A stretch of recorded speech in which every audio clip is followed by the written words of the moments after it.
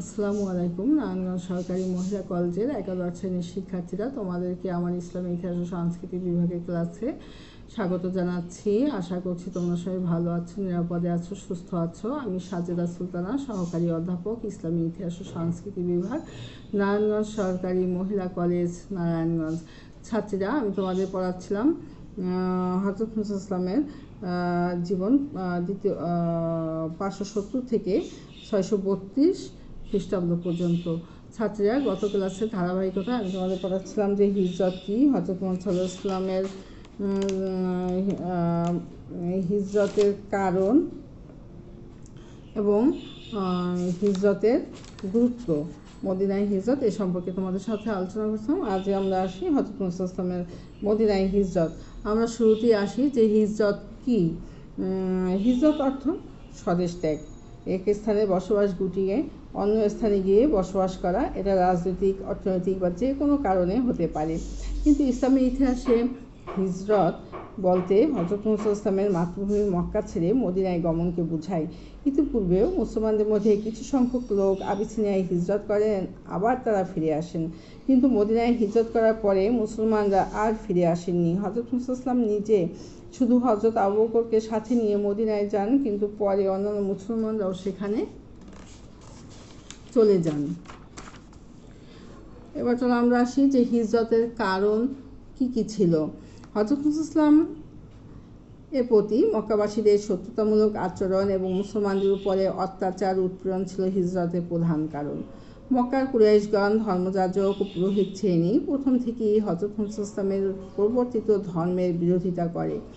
ইসলামের তৌহিদি বাণী, সামাজিক সাম্য ও শোষণহীন সমাজ ব্যবস্থায় আরবের কায়েমি স্বার্থবাদী অভিজাত লোকেরা শঙ্কিত হয়ে ওঠে। তারা কোনো মতেই পৌত্তলিকতা ছাড়তে রাজি ছিল না। ইসলামে আমির ও গোলাম এক এবং সমান, এই নীতিও তারা গ্রহণ করতে পারেনি। তাদের সামাজিক প্রতিপত্তি এবং অর্থনৈতিক সুযোগ সুবিধাদি ক্ষুণ্ণ হবে এই ভয়ও কুরাইশা তথা আরবদের ছিল। ফলে কুরাইশা হযরত মুহাম্মদ সাল্লাল্লাহু আলাইহি ওয়াসাল্লামের সমূহ অনিষ্ট করতে তৎপর হয়। তারা হযরত মুসা ইসলামকে বিভিন্ন প্রলোভন দেখিয়ে ইসলাম প্রচারে নিবৃত্ত করতে পারেনি। বিবি খাদিজা রাদিয়াল্লাহু আনহা এবং আবু তালিবের মৃত্যুর পরে কুরাইশদের শত্রুতা বৃদ্ধি পায় এবং তাদের নির্যাতন সীমা ছাড়িয়ে যায়। রাসূল সাল্লাল্লাহু আলাইহি ওয়াসাল্লাম প্রাণ সংহারের জন্য গোপনে ষড়যন্ত্রে লিপ্ত হয়। তাই রাসূল সাল্লাল্লাহু আলাইহি ওয়াসাল্লাম নিজের ও উম্মতদের নিরাপত্তার জন্য হিজরত করার সিদ্ধান্ত নেন। অন্যপক্ষে মক্কার তুলনায় মদিনার পরিবেশ অনুকূলে ছিল।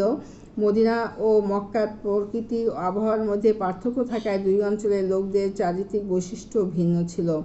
মক্কাবাসীরা ছিল উগ্র, একগুঁয়ে ও নির্মম।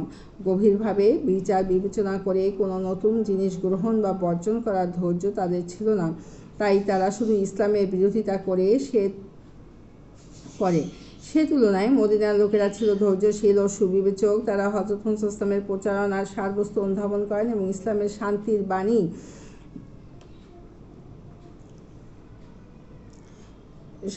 বাণী সহজে গ্রহণ করেন। আকাবা শপথ গ্রহণকারীরাই যে হযরত সাল্লাল্লাহু আলাইহি ওয়াসাল্লামের প্রচারে মুগ্ধ হন তাই নয়।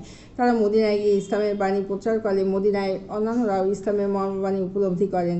মদিনাবাসীরা প্রতিশ্রুতি দেয় যে তারা ইসলামের আদর্শ নীতি মেনে চলবে এবং ইসলাম রক্ষা করার জন্য আপ্রাণ চেষ্টা করবে।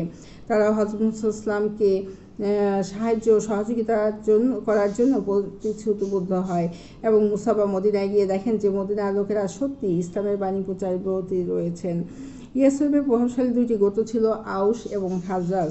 উভয় গোত্রের আত্মঘাতী দ্বন্দ্বের ফলে অপূরণীয় ক্ষতি হয়। বুয়াসের যুদ্ধে উভয় পক্ষের ব্যাপক ক্ষতি হয়। তারা একটা সম্মানজনক মীমাংসার জন্য উদ্গ্রীব হয়ে ওঠে, কিন্তু মধ্যস্থতার জন্য যোগ্য লোক পাওয়া যাবে কোথায়? এই সময়ে তারা হযরত মুসা ইসলামের কথা শুনেন এবং তিনি ছিলেন ন্যায় বিচারক। কুরাইশরা তাকে আলামিন উপাধি দেন। উভয় গোত্রের দৃষ্টি পড়ে মুহাম্মদ সাল্লাল্লাহু আলাইহি ওয়াসাল্লামের উপর। উভয় গোত্র তাকে মীমাংসার উপযুক্ত মনে করেন এবং তারা তাকে ইয়াসরিবে যাওয়ার আমন্ত্রণ জানায়।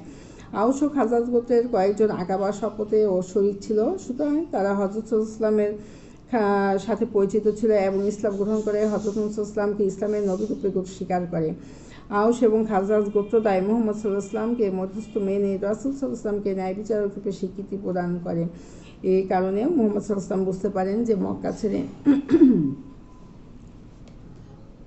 বুঝতে পারেন যে মক্কা ছেড়ে মদিনায় গেলে ইসলাম প্রচারের সুবিধা হবে এবং মুসলমানরা নিরাপদ থাকবে। মক্কার অধিবাসীরা ছিল পৌত্তলিক। পবিত্র কাবা ঘরে তারা মূর্তি প্রতিষ্ঠা করে পূজা করত। অপরপক্ষে ইয়াসরিবে অনেক ইহুদি ও খ্রিস্টান বসবাস করত। বিভিন্ন ধর্মাবলম্বীদের একত্রে বসবাসের ফলে তারা কিছুটা উদারও ছিল এবং একত্রে বসবাসের অভিজ্ঞতাও তাদের ছিল। তাদের ধর্মগ্রন্থে মহানবী সাল্লাল্লাহু আলাইহি ওয়াসাল্লামের আবির্ভাবের উল্লেখ থাকায় তারা মক্কায় আল্লাহর প্রেরিত পুরুষ জন্মের কথা অবগত ছিল। তারা খোঁজখবর নিয়ে জানেন যে মুহাম্মদ সাল্লাল্লাহু আলাইহি ওয়াসাল্লামের মধ্যে একজন নবীর সকল গুণাবলী ছিল এবং তারা বুঝতে পারে মুহাম্মদ সাল্লাল্লাহু আলাইহি ওয়াসাল্লামই তাদের ধর্মগ্রন্থে উল্লেখিত প্রতিশ্রুত নবী। তারা আরও জানতে পারে যে মক্কার কুরাইশরা রাসূল সাল্লাল্লাহু আলাইহি ওয়াসাল্লামের প্রতি দুর্ব্যবহার করছে এবং অত্যাচার ও নিপীড়ন চালাচ্ছে। তাই তারা মনে করে যে ইয়াসরিবের মতো নিরাপদ স্থানে মুহাম্মদ সাল্লাল্লাহু আলাইহি ওয়াসাল্লামের অবস্থান নেওয়ার প্রয়োজন এবং রাসূল সাল্লাল্লাহু আলাইহি ওয়াসাল্লামকে ইয়াসরিবে পেতে তারা আগ্রহ ভরে অপেক্ষা করতে থাকে। এই কথা বিবেচনা করে মুহাম্মদ সাল্লাল্লাহু আলাইহি ওয়াসাল্লাম ইয়াসরিবে যেতে অনুপ্রাণিত হন। আত্মিক সম্পর্ক। ইয়াসরিবের সাথে রাসূল সাল্লাল্লাহু আলাইহি ওয়াসাল্লামের একটা আত্মিক সম্পর্ক ছিল। তার পরপিতামহ হাশিম ইয়াসরিবের খাজরাজ গোত্রের জনৈক মহিলাকে বিয়ে করেন এবং অতএব তার ধমনীতে খাজরাজ বংশের রক্ত প্রবাহিত ছিল। তার মাতামহ পরিবারও ছিল ইয়াসরিবের। সুতরাং পিতৃকুল এবং মাতৃকুল উভয় দিক হতে ইয়াসরিবের সাথে তার সম্পর্ক ছিল। রাসূল সাল্লাল্লাহু আলাইহি ওয়াসাল্লামের পিতা আব্দুল্লাহ ব্যবসা উপলক্ষে ইয়াসরিবে গিয়ে পরলোকগমন করেন এবং সেখানেই তিনি সমাধিস্থ হন। এই সকল কারণে এবং বিশেষ করে রাসূল সাল্লাল্লাহু আলাইহি ওয়াসাল্লামের চরিত্র মাধুর্য এবং সত্যের প্রতি অবিচল থাকায় ইয়াসরিববাসীরা তার প্রতি সহানুভূতিশীল ছিলেন। রাসূল সাল্লাল্লাহু আলাইহি ওয়াসাল্লামের প্রতি মক্কার কুরাইশদের অত্যাচারে বিচলিত হয়ে ইয়াসরিববাসীরা তাকে সেখানে যেতে আহ্বান জানায়। ইয়াসরিবের ইহুদি এবং খ্রিস্টানরা তাদের নবী এবং ধর্মগ্রন্থে প্রাপ্ত বিধির ব্যবস্থা ভুলে গিয়ে বিপদগামী হয়ে যায়।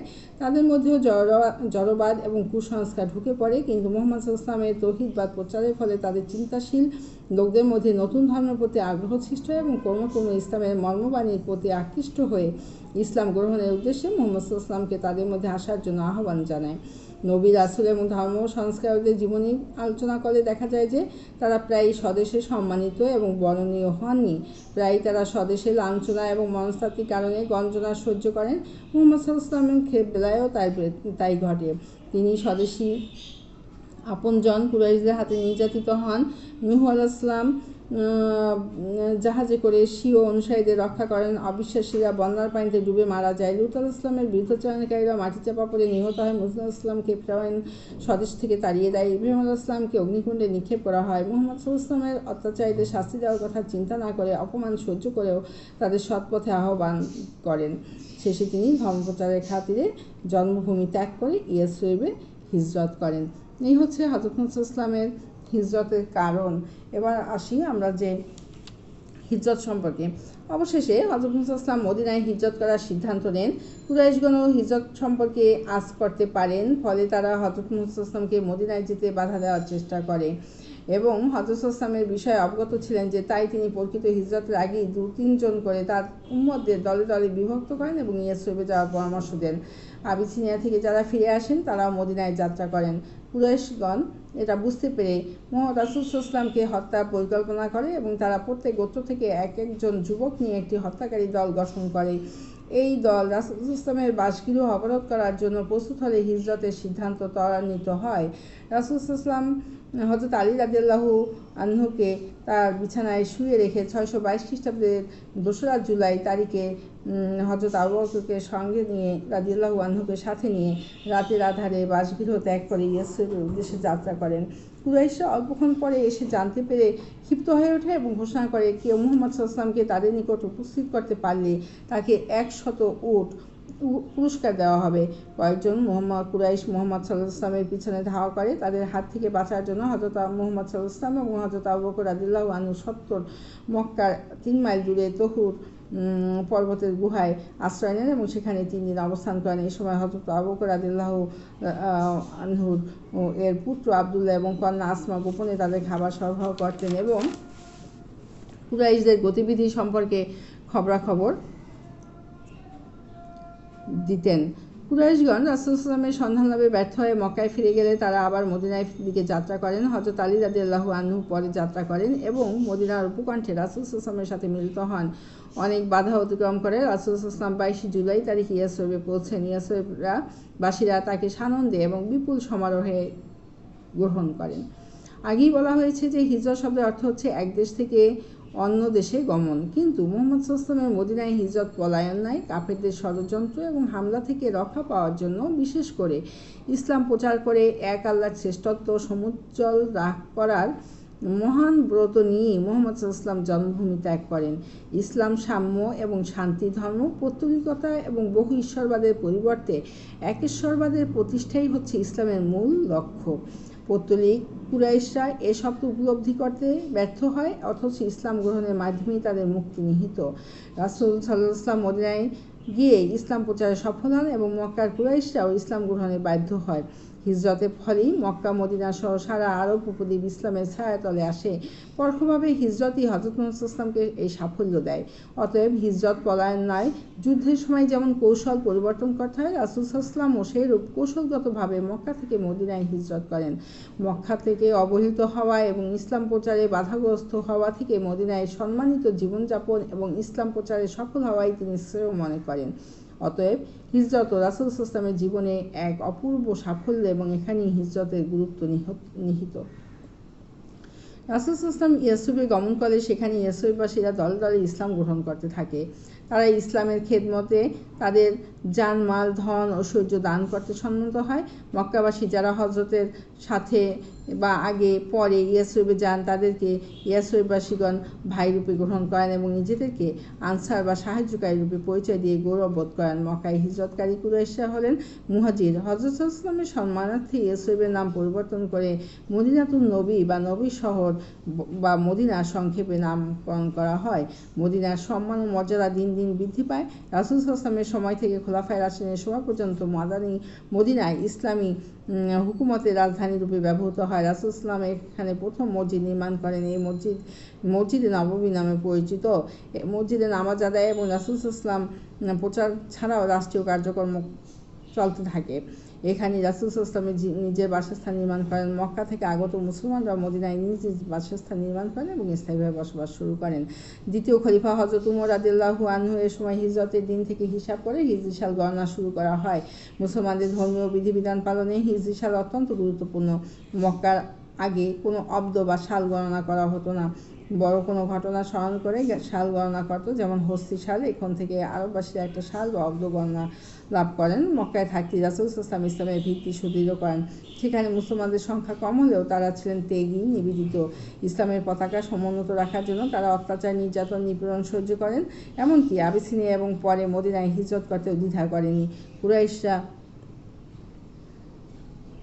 বা বিধর্মীরা ক্ষমতাবান হলেও এবং নিরীহ মুসলমানদের উপর অত্যাচার করলেও ইসলামের ক্ষতি করতে পারেননি।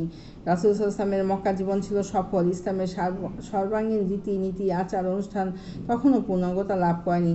কোনো আহকাম তখনও স্বীকৃতি লাভ করেনি, কিন্তু তাওহীদ, তাকদীর, পরকাল, বেহেশত, দোজখ, নবুয়াত ইত্যাদি মূলনীতিগুলো প্রতিষ্ঠিত হয়। ছাত্রীরা, এই হচ্ছে হিজরতের কারণ এবং হিজরতের গুরুত্ব।